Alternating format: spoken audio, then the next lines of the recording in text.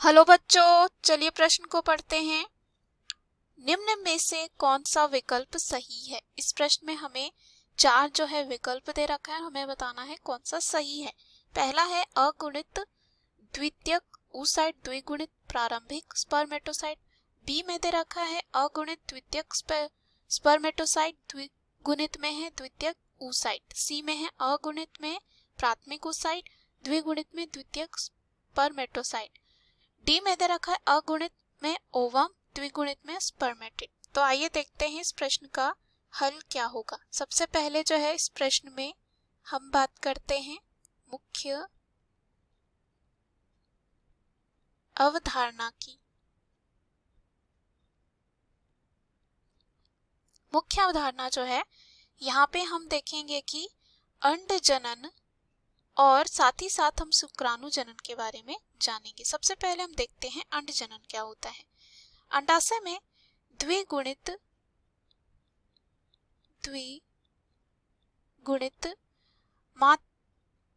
मातृ और कह सकते हैं अंड मातृ कोशिकाओं से अगुणित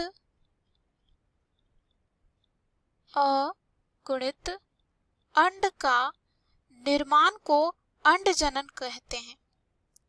अब यहाँ पे जो है अंड जनन प्रक्रिया जो होती तीन चरणों में बांटा जाता है। पहला होता है गुणन प्रावस्था, दूसरा होता है वृद्धि प्रावस्था और तीसरा होता है परिपक्वन प्रावस्था। सबसे पहले हम बात करते हैं गुणन जो है प्रावस्था की। गुणन प्रावस्था में क्या होता है कि ये प्रावस्था स्त्री में जन्म से पूर्व अर्थात भ्रूण अवस्था में ही हो जाता है और अंडाशय निर्माण के समय ही प्राथमिक जनन कोशिकाएं जो है अंडाशयी पुटिकाओं के रूप में इकट्ठा हो जाती है और इनमें से एक कोशिका अंडाणु मातृ कोशिका के रूप में विभेदित हो जाती है और शिशु जन्म के समय ही सारी अंडाशयी पुटिकाएं उपस्थित होती हैं। अर्थात जब शिशु का जन्म होता है तो उस समय उसमें सभी अंडाशयी पुटिकाएं पाई जाती है। अब इसके बाद आता है वृद्धि प्रावस्था। इसमें क्या होता है ये देखते हैं थोड़ा सा। वृद्धि प्रावस्था की बात करें तो वृद्धि प्रावस्था बहुत लंबी होती है। भ्रूण अवस्था में ही ये आरंभ हो जाती है या कह सकते हैं शुरू हो जाती है, लेकिन कह सकते हैं लैंगिक परिपक्वन के बाद जब तक उस पुटिका विशेष के परिपक्व होने की अवस्था नहीं आती है तब तक यह वृद्धि प्रावस्था जो है बनी रहती है और अंडाणु मातृ कोशिका यानी कि अंडाणु जन कोशिका अथवा जिसे हम ओगोनियम कहते हैं में विभेदित होकर वृद्धि प्रावस्था में प्रवेश कर जाती है और ये बहुत अधिक मात्रा में पोषक पदार्थ को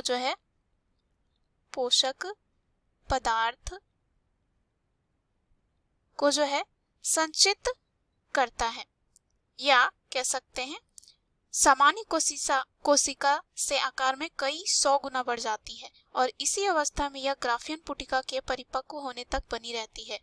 अब इसे पूर्व अंडाणु कोशिका अथवा हम कह सकते हैं इसमें ये जो है प्राथमिक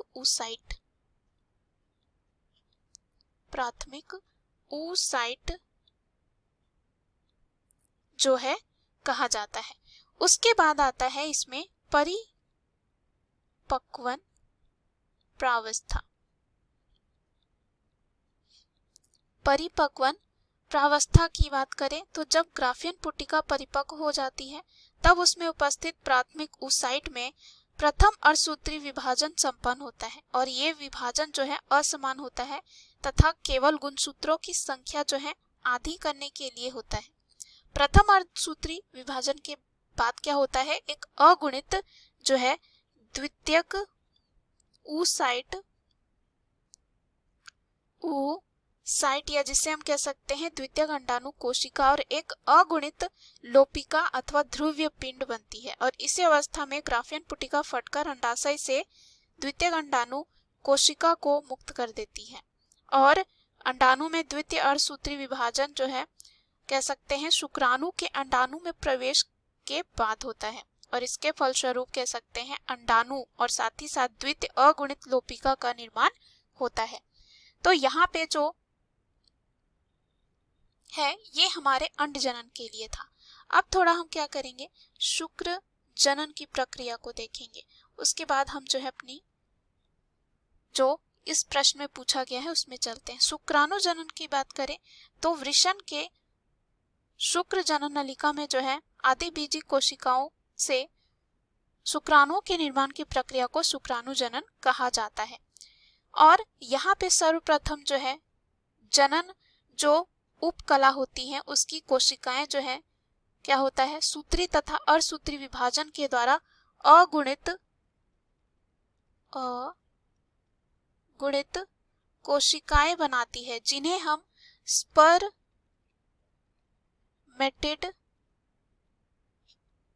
कहते हैं।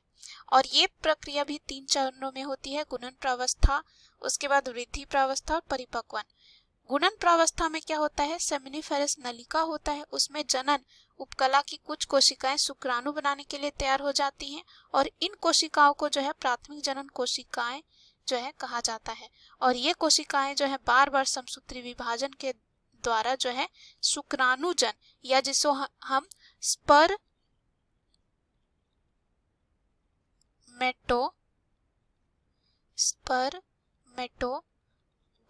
कहते हैं उसका निर्माण करती है।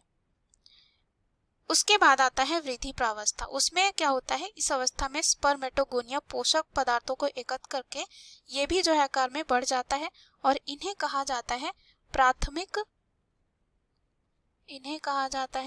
प्राथमिक स्पर्मेटोसाइट।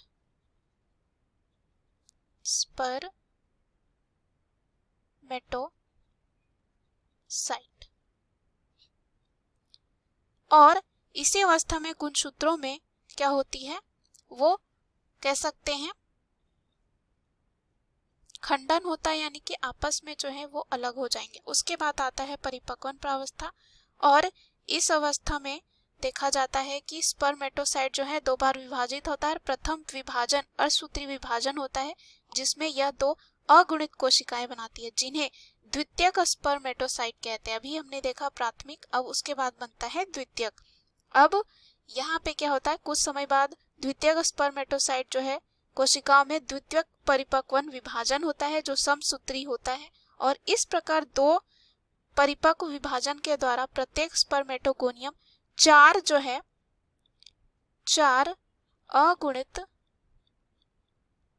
अगुणित कोशिकाएं बना देता है जिन्हें हम स्पर्मेटिड कहते हैं। और प्रत्येक स्पर्मेटिड में केवल एक जो है हम कह सकते हैं समूह गुणसूत्र ही रहते हैं। तो यहाँ पे अगर हम पहले विकल्प की बात करें, पहला विकल्प दे रखा है इसमें ए में अगुणित द्वितीयक ऊसाइट, तो ये जो है हमारे इस प्रश्न में ये सही होगा क्योंकि जो द्वितीयक ऊसाइट होता है वो अगुणित होता है, यानी कि जो गुणसूत्रों का समूह होता है वो क्या होता है केवल एक होता है।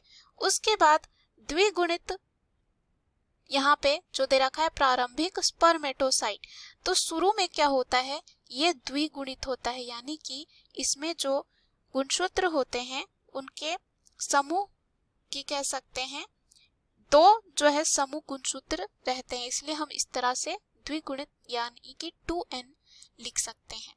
तो ये जो है हमारे प्रश्न का सही उत्तर हो जाएगा क्योंकि इस प्रश्न में हमें सही ही बताना था, तो यहाँ ये बिल्कुल सही दे रखा है।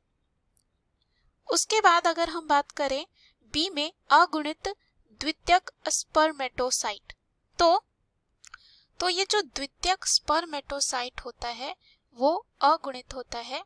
अब ये जो यहाँ पे द्वितीयक ऊसाइट होता है ये भी अगुणित होता है और यहाँ दे रखा है द्विगुणित, तो ये क्या हो जाएगा गलत।